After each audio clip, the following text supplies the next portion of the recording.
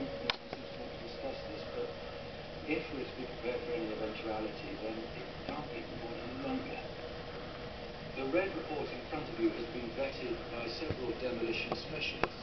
It concludes that the most logical delivery system for the terrorists to use would be an airborne attack. A separate report has been filed suggesting a train has gone. The tunnels of Parliament have been sealed shut. Who filed that report? Chief Inspector. Do you have any evidence to support this conclusion, Mr. Finch? Yes, Mr. Field. If I am sure of anything, Inspector Finch, it is that this government will not survive if it is to be subject to your feelings. Mr. Daskam, what we need right now is a clear message to the people of this country. This message